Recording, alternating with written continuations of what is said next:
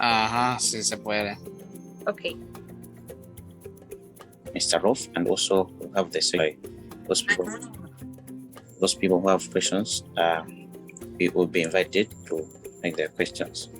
And as of now, I think I should welcome Mr. Goodluck, who is the president of F Students African Union, to welcome you, Mr. Rolf.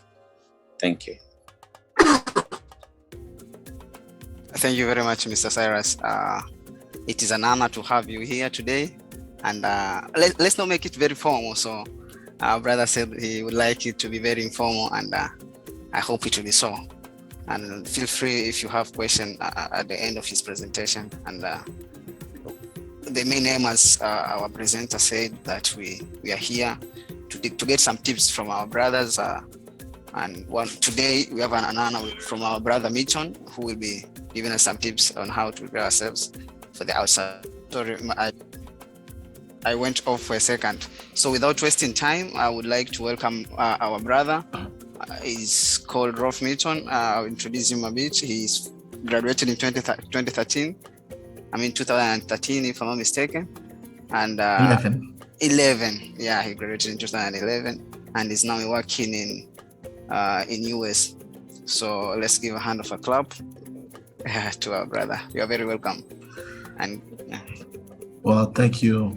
Good luck, and Cyrus, thank you for the introduction. And I apologize for my voice. This week I was on a work trip, and for some reason I got a sore throat out of it. So so I was invited by Good Luck to speak with you all tonight, and I'm actually happy. And it is amazing that there is an African Student Union here at Earth right now. This is amazing. Back in my days, they were just starting to come, African and also, I'll say, or African descent student. Let me put it like that. And we were just but a few. And on my last year at Earth, we started to get more and more students. So that's really nice to hear. All right, so I'm just gonna go through a quick introduction, and I've written a few key points. I was thinking about doing a PowerPoint presentation to show you all, but I decided to make it more informal, as being more relaxed. Just a nice conversation between, don't see me as someone, a missioner, just another brother, just another colleague that went through what you are going through right now.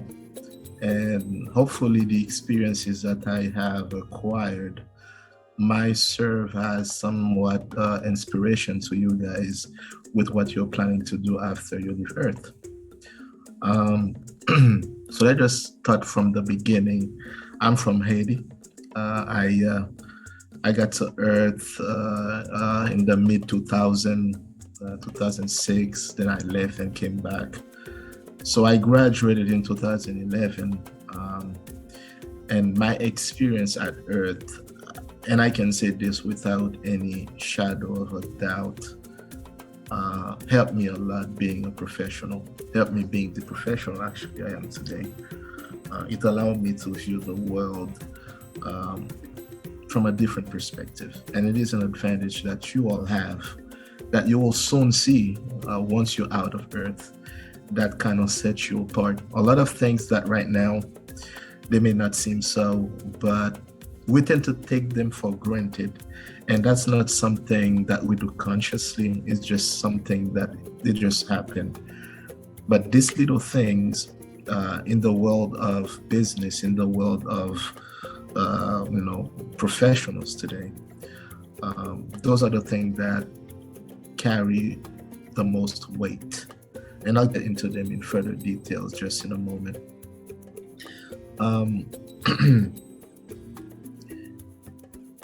The biggest question that should be on your mind right now, and I'm assuming, rightly so, is what comes next after Earth, right? Because that's the $1 million question.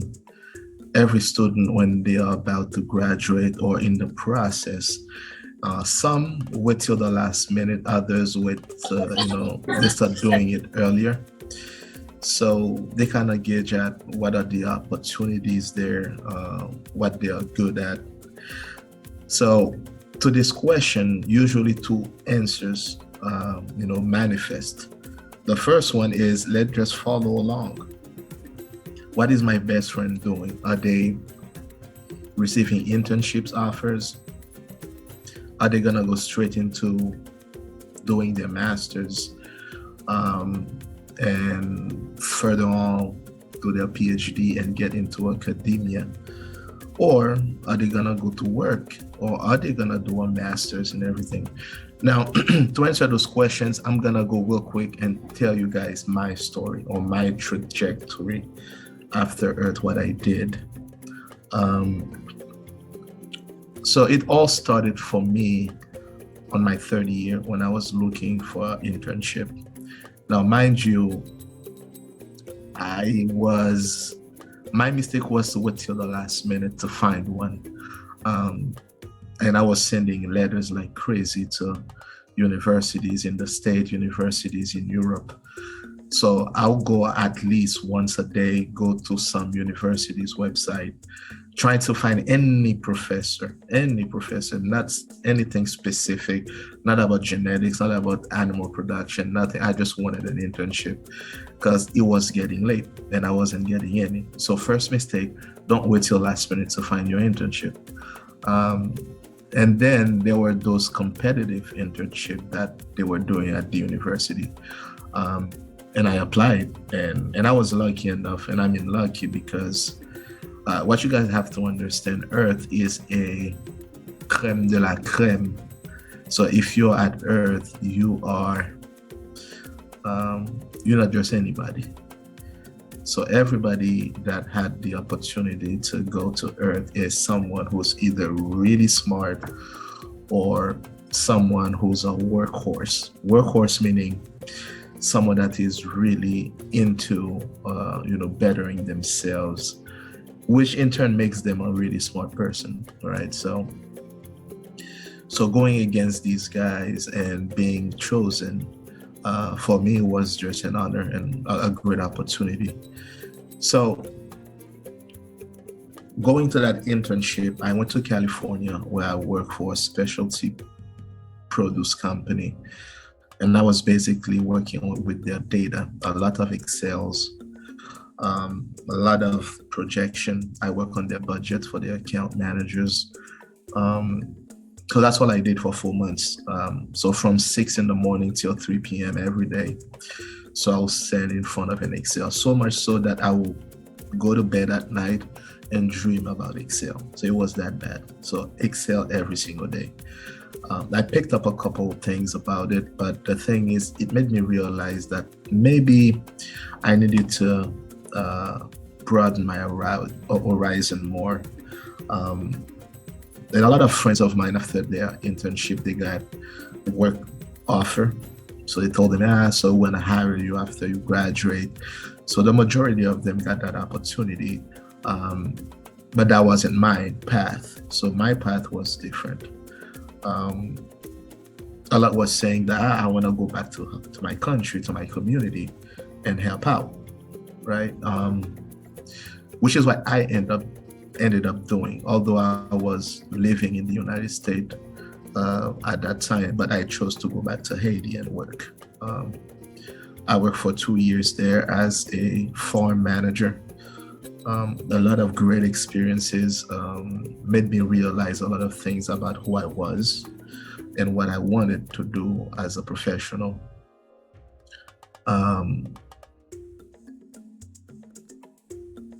When I say experiences, it all depends on how you see it, perspective. I don't believe there are bad experiences, only learning process. So you learn from it and you grow, or you don't, depending on the person. So I left Haiti, I went back to the state, and then I ended up going to Brazil, where I did my master's in soil science. After Brazil, came back to the state. I worked in Kansas as the head of a refugee program. It's an agricultural program for refugees coming out of South Asia. I stayed there for a year with them. And then I came back to Florida right now, where I work for the National Mango Board, which is basically for the Secretary of Agriculture, the USDA. So we monitor every single mango that gets to the state. I'm the research manager for them there. Now, each one of you listening to this guy talking about his experiences, I want to make it clear to you. Your path is yours and yours alone. Do not make the mistake that many before you have, or that I have in some instance made, by just trying to follow what some of my friends decide to do. First, you have to be honest with yourself. What are your strengths? What are your weaknesses? You got to be able to identify them. Now, the thing is, agronomy is something beautiful. Agronomy is not just the field.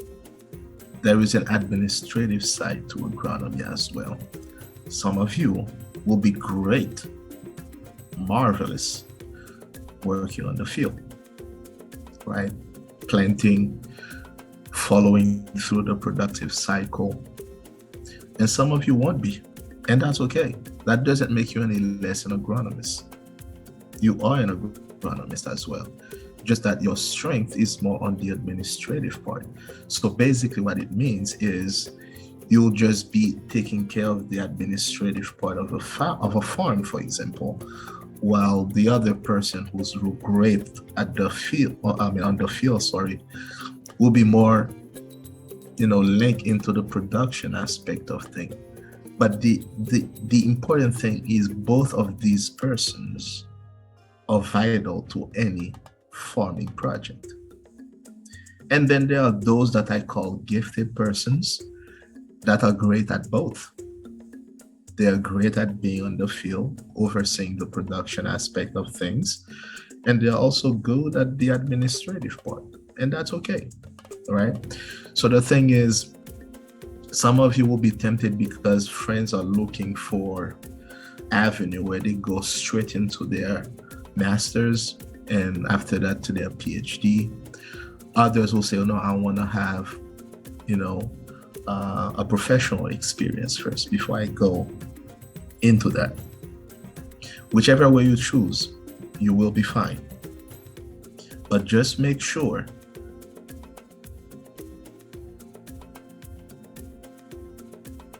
it is what your strength and it is who you are.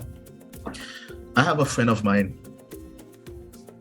He graduated with honor at Earth, 97%. That was his final score, his final GPA. He was Asian. Some of the courses that were sending students away, he passed them with 10. It was chemistry, for example, organic and inorganic. During those days was a challenge for many students. He was actually tutoring many students that were in his class. So he was that good. He finished, he got a scholarship to do his master's. And after that, he got another one to do his PhD. And after that PhD, he made one single mistake that kind of put things in perspective for him. So he went and worked outside of academia. So when I mean academia is you've done your PhD, so basically you get a professorship, you're teaching at the university level, writing scientific papers and everything. So he didn't follow through. So he went back and worked for the private sector for a couple of years, and then he tried to come back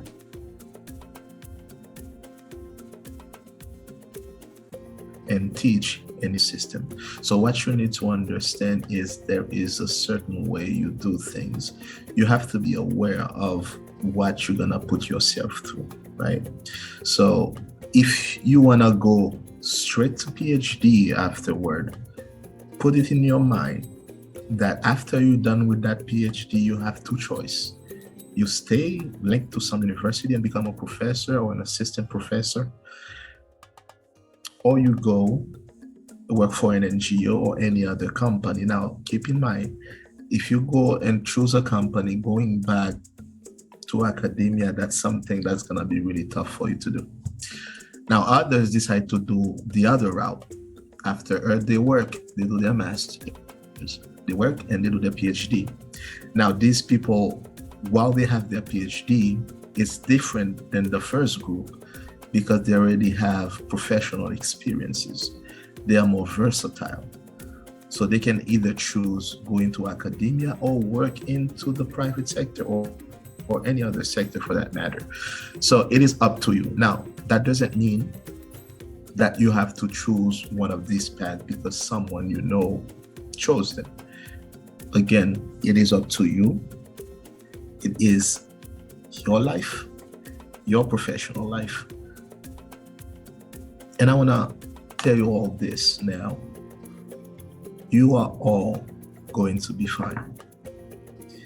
No need to feel afraid. That's the worst thing you could do right now. Doubt yourself, feel afraid. Am I going to make it? Yes, you are going to make it.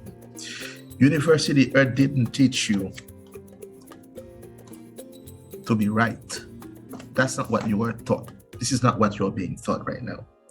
Earth is telling you that there are information out there and Earth is teaching you to find those information. Earth is showing you how to find them.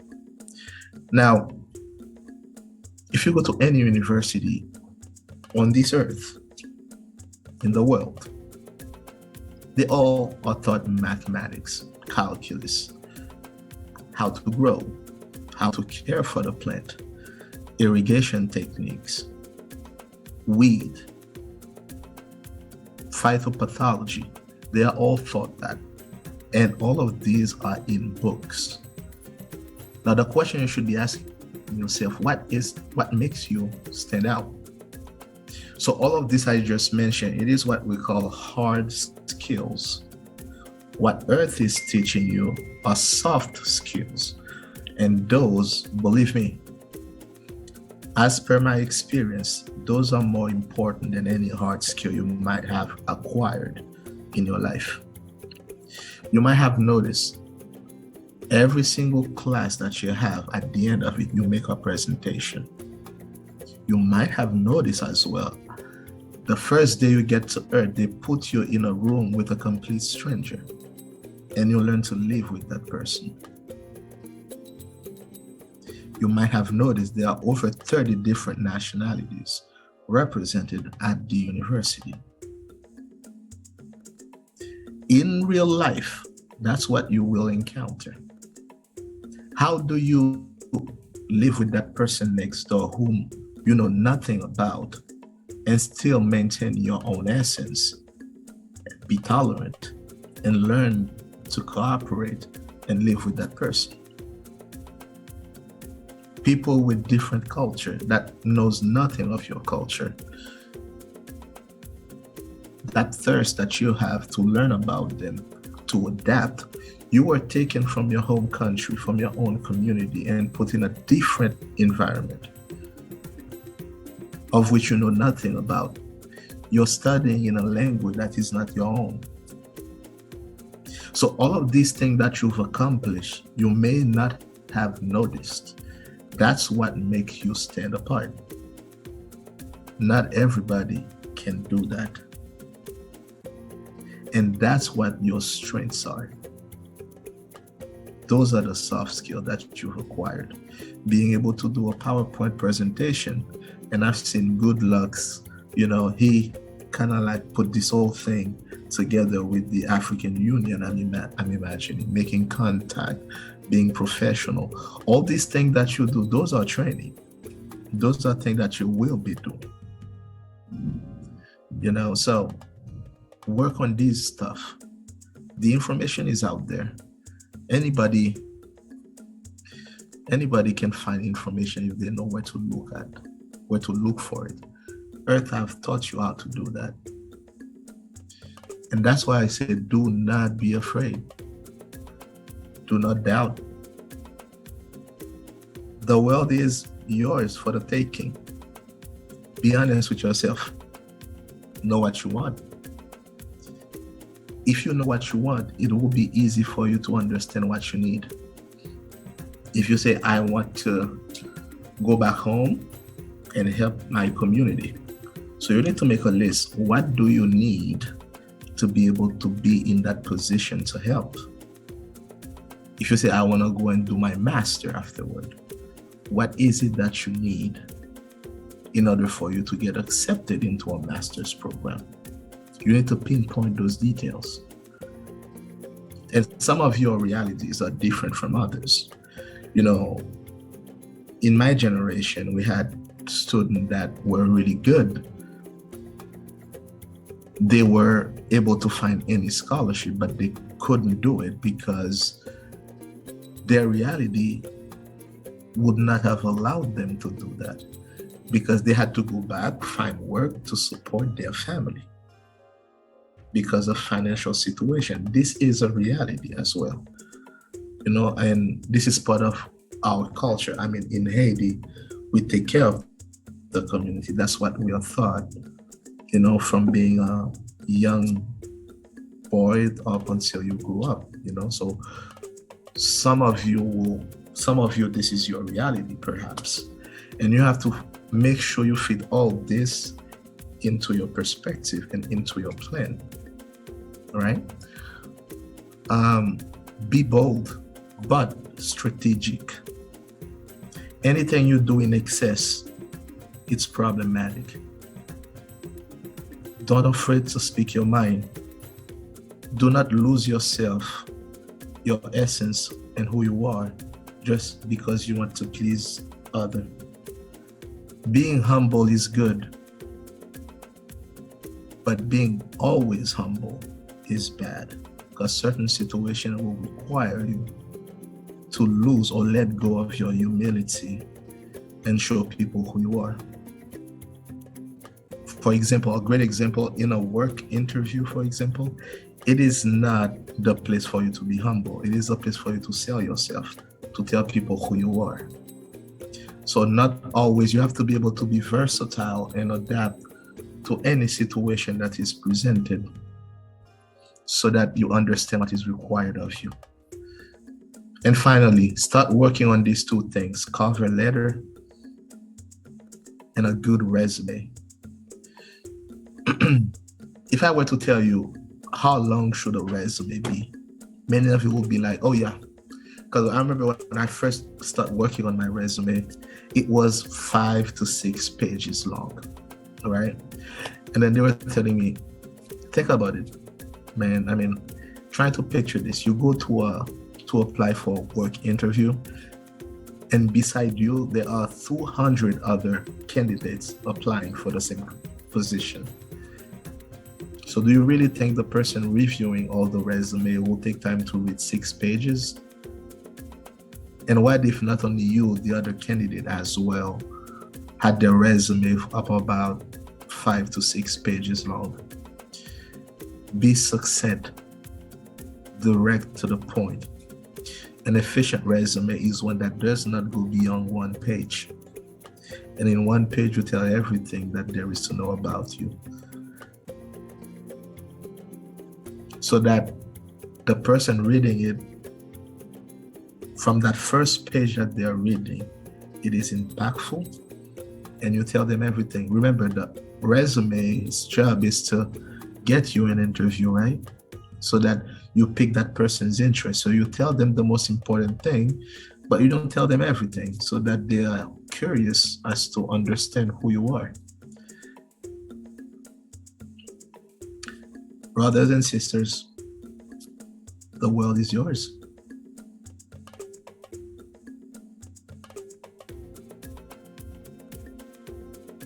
It's up to you. I'll open it up for any questions that you all may have. Thank you.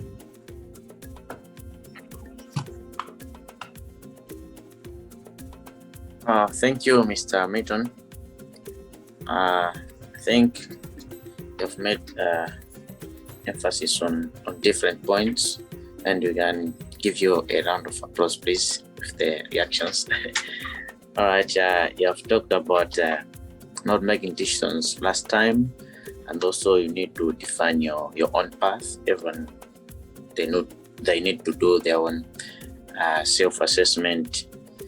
You have talked about getting soft skills, multiculturalism, all those things. So right now, I think we can have some questions. If any of the people in the audience have questions, please, now is the time. Good evening. I have just a simple question. The question is like, sometimes you can choose your path, what you want, like, okay, I'm good at this, but then maybe opportunities where you find different opportunities from what you expect, right? So that brings something that is a bit complicated. So if you are in that situation, what can you do? Because you have an opportunity, but then the opportunity is not actually what you wanted. So should we take it or just leave it? That's a very good question, Daniel. Opportunities, remember, it's not given to you. You create your own opportunities, actually. So people sometimes they look at opportunity as something that comes out of the blue. This doesn't happen like this because you are prepared for it. But also what you have to understand, you are good at things, yes, right? So if I were to ask you, Danielle, what's your favorite subjects? What classes do you feel like you're really good at? You probably tell me a few, not just one, right? It's because within us, we have the ability to be versatile. And that's why being versatile means you're able to look at every single opportunities, which may not be what you want, but it may yet be what you need. And sometimes to get what you want, you need to do what you need first. So my answer to you will be this. Even though if it's not what you're looking for, if there is an opportunity and you feel within yourself that you're qualified for it, and that opportunity is what you need for the moment, take it and make it what you want. Because if you want to work on the field and you find something that is going to put you behind a desk and you need to work, we have to be realistic. You're going to say, I'm not going to take it, right? So you have to be realistic about it. But the thing is, use this opportunity that you're given right now, even though it might not be what you want, but use it to get to where you want. Let me give you an example. In my case, when I left Haiti, I went to the States. I did not work in farming. I worked at the fabric store. It was like a Walmart. I did that for 8 months because it was either that or just sit at home. But while I was there for 8 months, it gave me a chance and time to apply to go do my master's degree. So after 8 months, I left and I went and did my master's. And I came back and I started working again on the farming field. So you have to use what you are provided, even though it's not what you want, but it may be what you need to get to what you want. And don't put any complex. You may say, I have a 4-year degree. I have a bachelor's in agricultural science. And reality, the fact of the matter is we live in society. And if you don't find opportunities within your field, don't say you're not gonna work until it is on your field. No. What you find, use what you find to go to where you want to be. Be versatile, remember. And that's what Earth taught you. Earth have put you guys in different environment all the time. All the time. I remember when I was in third year, um, Good Luck was telling me that they don't do that because of the COVID anymore. We had to go to La Flor and we had to be there for 7 weeks. And during those 7 weeks, we had to live with a farming family for 7 weeks. So for 7 weeks, I lived with a complete stranger. I ate what they ate. I showered when it was possible. So it was their reality, right? And I got dehydrated in La Flor. I had some medical complication and everything. But at the end, it was a wonderful experience. So when you see you're getting uncomfortable, use it as an opportunity to grow and make good use of every opportunity that is presented to you and use it to your own advantage. You are deciding. You have the power. I hope that answers it. Yeah, it does. Thank you. Thank you, Mr. Daniel and Mr. Miran, for that question. And I've seen Yamikani has raised a hand. Please, Yami, you can have your question. And then after Yami, we can have the question from Rose. Thank you. Thank you, Mr. Miran, for your wonderful presentation.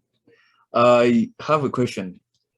As a fourth-year student, what advice can you give in terms of applying for opportunities? For example, masters. Would you advise to apply for post-internship at the university or apply direct for masters? Which one carries more chance to a fourth-year student? Another good question. First, you have to know, so I'm assuming at that point you already know which university and which program you want to enroll on, right? Yeah, sure. Good. So either way is fine. So the post-internship, it allows you to build up a relationship with whoever is going to be your advisor, or it may be the friend of the person who you're going to be working with directly. Either or, the post-internship, it allows you some professional experience in some sense because you're getting paid to do it. And then this can be converted into a master's program and even more, because at that point you already are linked to the university. Getting directly into the master's program is also fine. The difference between the two, it may be easier to get into the post-internship than to the master's program, because the master's program, so usually the advisors, they are posting it up, so everybody is applying. So you are basically competing at a higher level to get the position. Whereas a post-internship, that university probably know what Earth University is. They've probably had Earth University student before.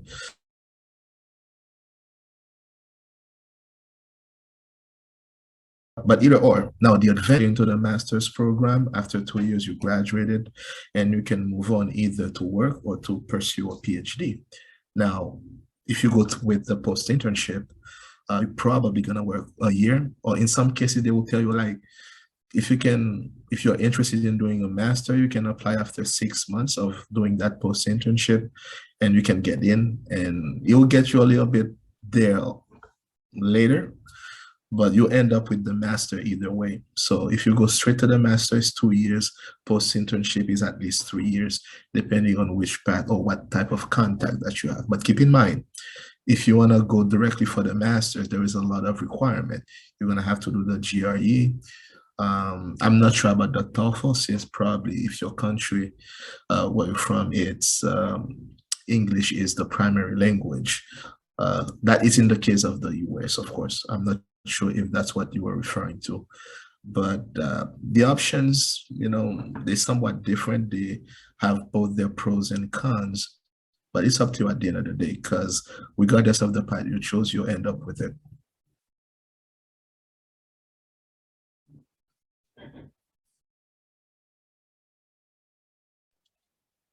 I think yeah, the question for Yami has been answered. I hope so.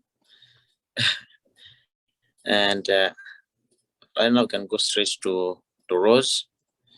She has a question as well. Please come forward. And if any other question we have, please, you can just raise up the hand, then we'll get to you. Thank you. Hello, Wolf, and thank you for sharing your experience with us. And actually, I'm Haitian, and my question was the same as Yami. I wanted to know if I want to do my master, if it's like better to do a post internship or go directly to the master. And I already had the answer. Thank you so much. C'est passé, comment est? Enfin, opposé. Okay.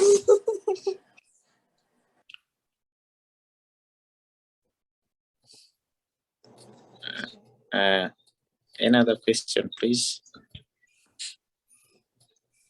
Sorry, and I think maybe if someone is feeling a bit shy to speak, you can put the question in the chat and we'll help you read it. Yes, of course. Good point, Mr. Moshi. There is no bad questions. Any questions you have, feel free.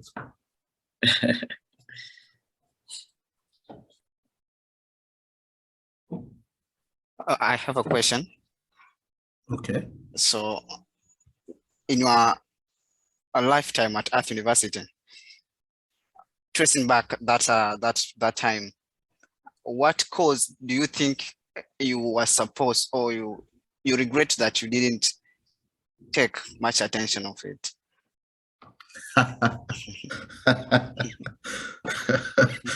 That's a good question.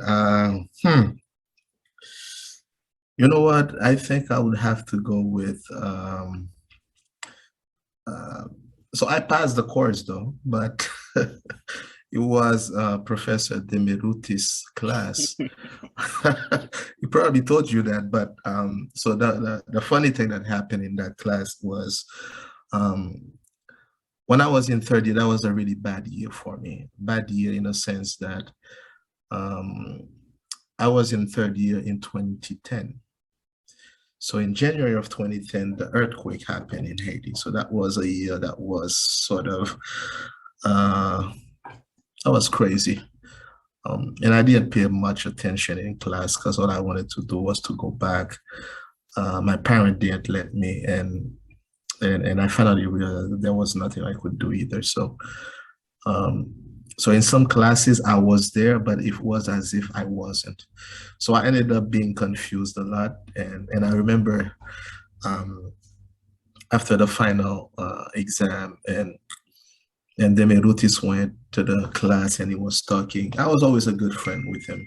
We'll always, he was really laid back then, and we'll talk and have fun.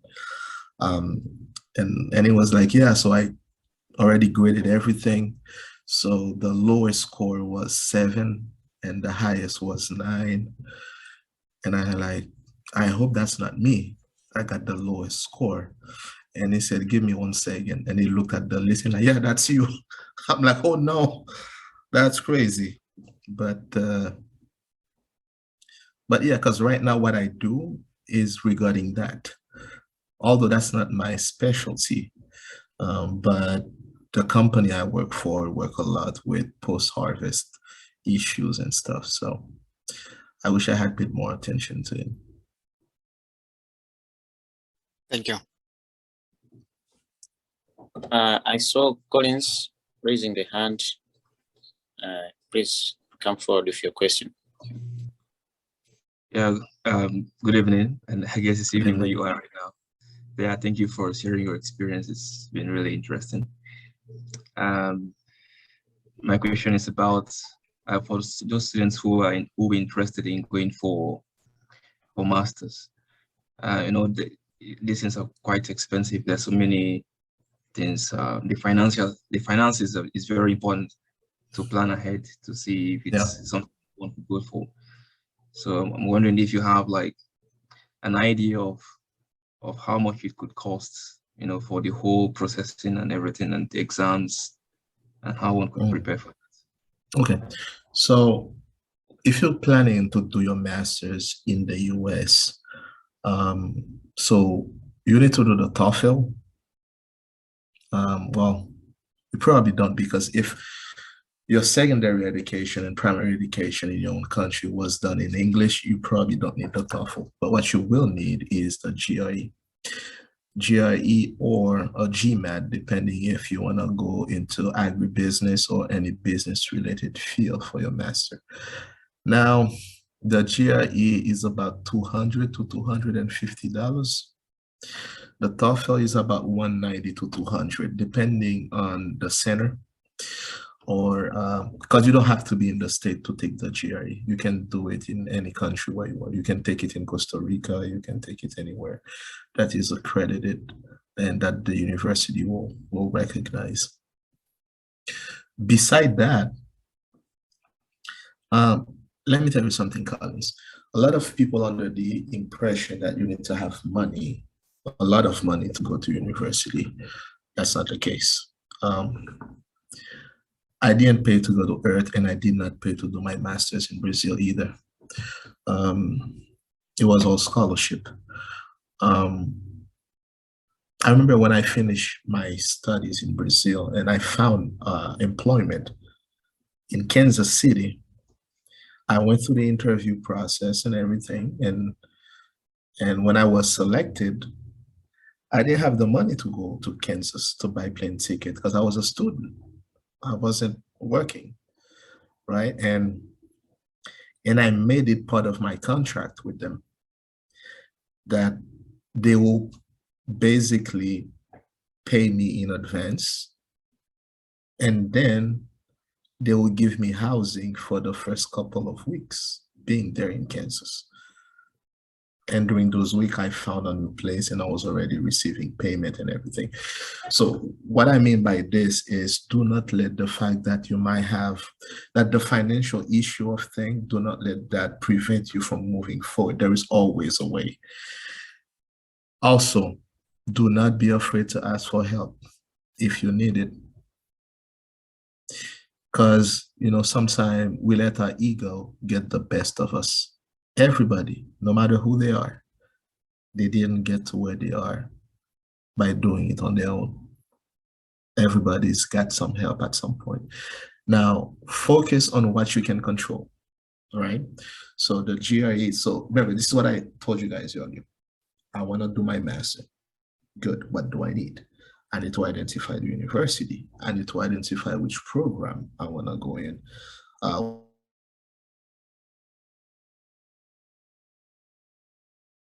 Advisor that figured out, now what do I need to get there? So I need to do the GRE, I need to do the TOEFL, I need student visa, right? So student visa is, it depends. That I don't know the price or the cost of it, but I would doubt that it's over $150. I don't think it's more than that. So basically, if you think about it, so those are the money. So this is what you probably need as expense.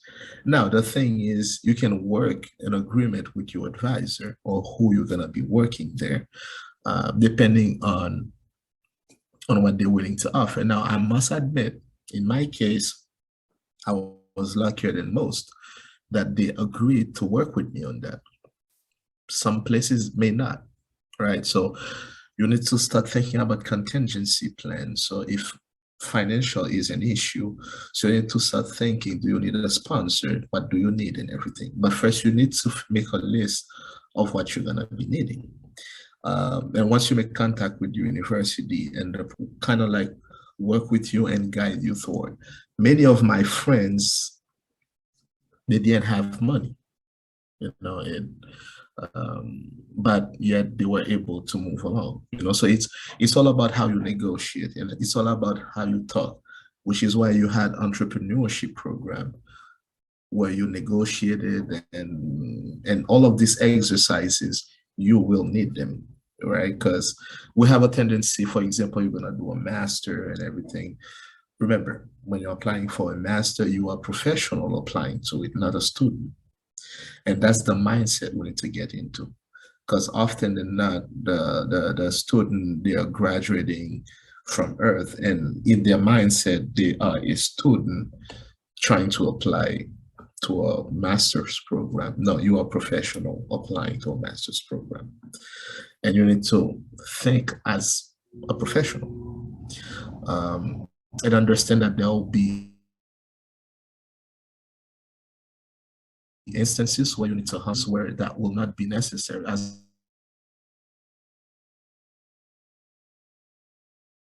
a matter of fact, so you need to set your terms. And you know, you tell you're being truthful. You say to the professor you want to do the master, you qualify, you've been selected. Well, you have this issue. Now the thing is, the master, they pay you to do a master in the US. Last time I checked, that was a couple of years back. It was $1,500 per month that they give you. It may be more right now because inflation has gone up. So you may work something out in which you say, well, if they can kind of give you part of that money for the first month so that you can get yourself situated and everything with plane ticket and such. On my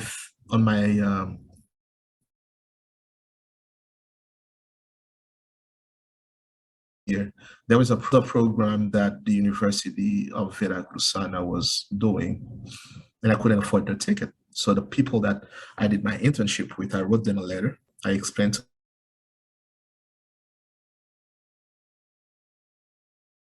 to them the program and why I wanted to for the ticket, and they did, you know, and they bought the plane ticket, and I was able to participate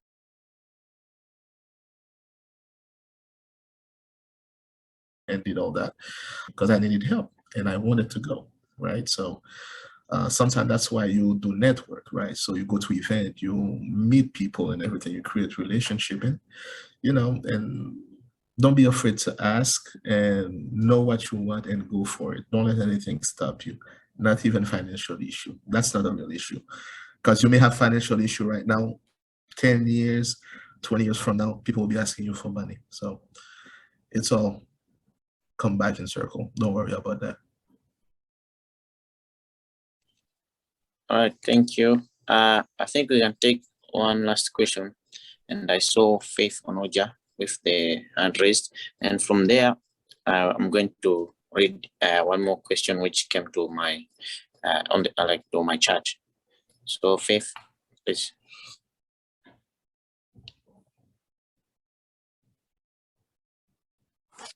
Okay, thank you, Cyrus, for this opportunity. And thank you, sir, for having us and taking time out of your schedule to come impart this and share this knowledge with us. It means a lot.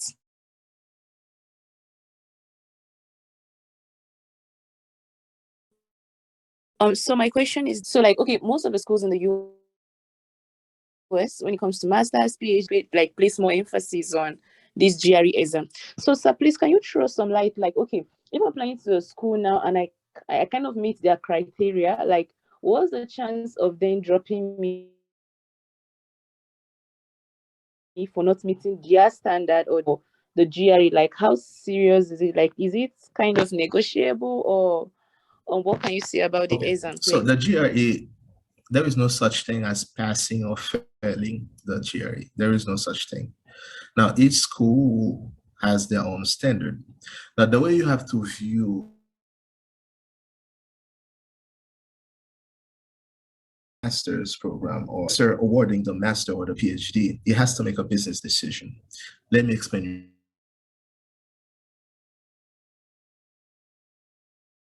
you guys why. It's different from what Earth is. So Earth is more like a faculty. Well, that's a long term anyway. But the way that they're operating is they don't have only agronomy, right? So I have different departments. And those departments are within different schools, right? So you have School of Agriculture. And in the School of Agriculture, you have the Department for Business, Department for Soil and Science, Department for Agronomy and everything. Are you catching it right now? So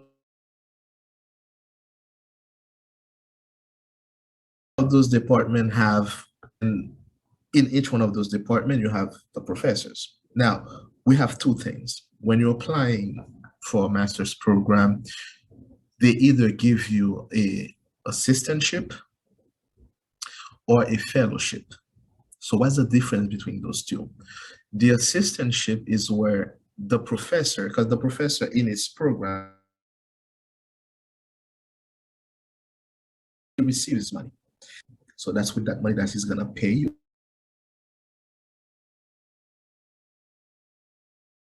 every month. Now, if you awarded an assistantship,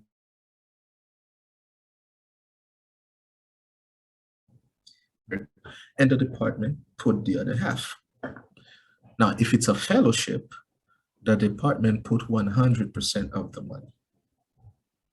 So why is the GRE important? So the higher your score is, the more inclined you are to receive a fellowship instead of an assistantship.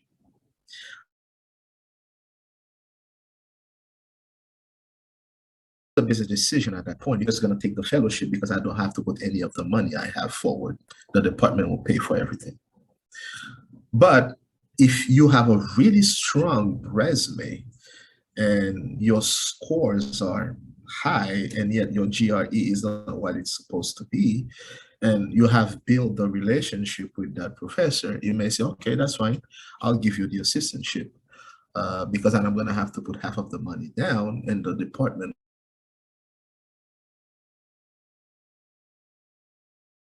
the other half, the better chance you have of getting in.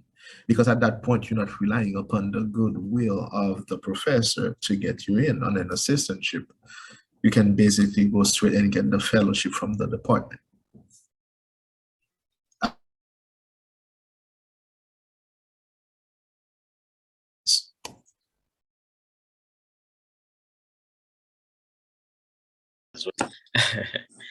All right, so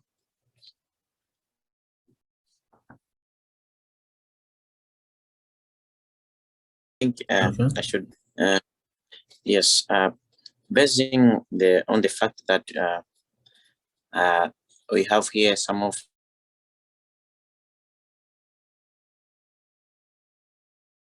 the students and third year students, and also the fact that you have been to countries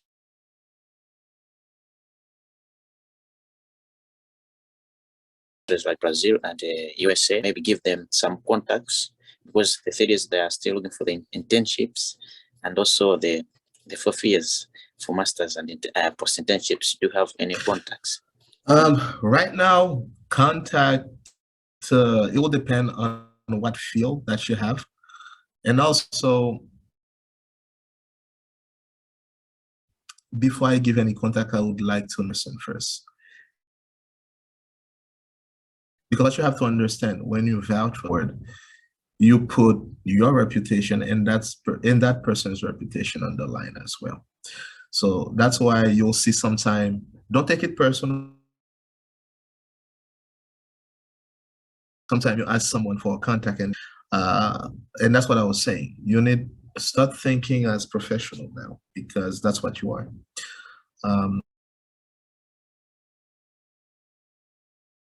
So I will have to know what, trying to picture this. If I have a contact, the person works in nursery, right?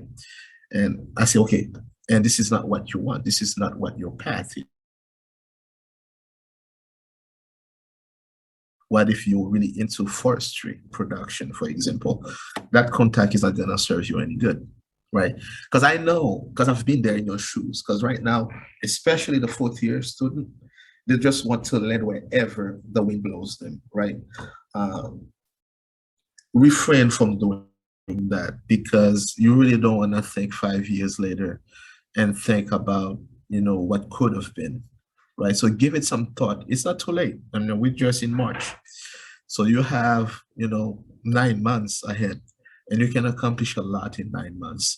You know, take some minute, think about what you're good at. Now, what's your strength and weaknesses, and what you want to do, and look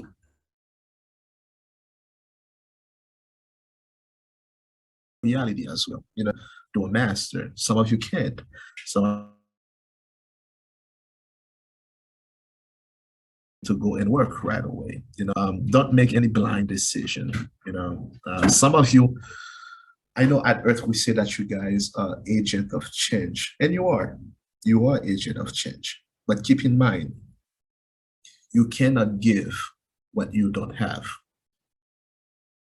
for you to change something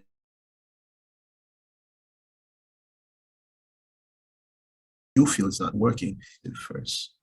You need to know how to do things different. So some people will be ready to go straight into your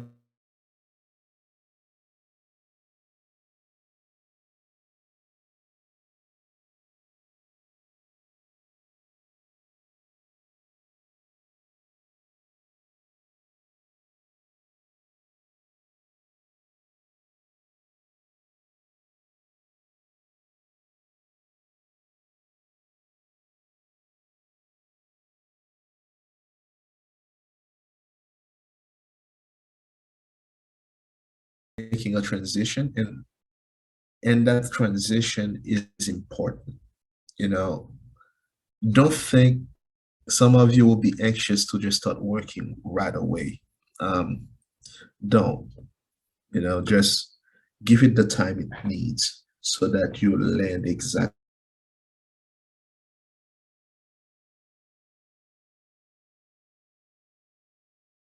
what you need and everything. And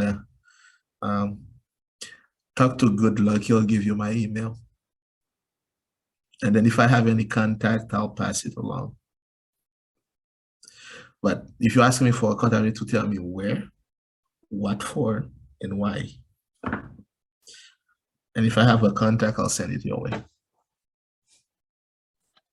I hope the students have got have got the point there.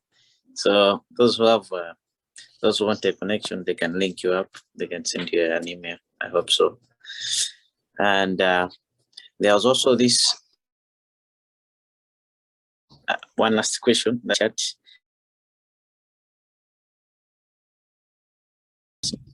They're asking about in the university, in the USA, like they are consistent. On what sessions you have, the spring and the fall session. So usually for the fall session, so who's wanting help, because when you do assistantship or fellowship, what it means is you're going to be studying and you're going to be working at the same time. It is either by helping teaching classes or by being in the laboratory and doing experiment. So either way, we're working for it. So the professor will post up assistantship opportunities, so they are fairly consistent. So once you get the assistantship, and if you're here for a master's, it's going to be there for the 2 years. 2 years. Now, not everyone completes their master's in 2 years, but hopefully that anybody does it so that they can still have the money, right? And if it's a PhD, it's for 4 years. So they're not going to cut it on you. So it's just for the duration of the graduate study. Okay, thank you so much. This other question is, I think, is very personal. No, ask it, no problem. You can. They're asking if you maintained the friendship, like the friends you had after graduation, and also if you are married. If I'm what? If you are married, thank you. Yes, I am. And as for the friendship, it's yes, I did. Certain friends, we're still in touch. Thanks to Facebook and other social media outlets out there. So we're still in touch, and every while we're trying to catch up. One of my friends that I met, he's from Dominican Republic. I was his best man at his wedding, and he was my best man at my wedding. So we are really close, and I'm the godfather of his firstborn, and a friend of mine. So I wasn't able to maintain contact with all of the friends I had at Earth because we all went our separate ways. Because remember, we came from different countries, and at the end of the day, the majority of us will return to our countries of origin. Others will go to other countries, have experiences, and then go back home, right? So, but we keep touch at a certain level. But at the end of the day, the true friends always remain. All right, interesting. I think we have reached the end of our conversation. I don't think you have any other last words to the audience. Don't be afraid.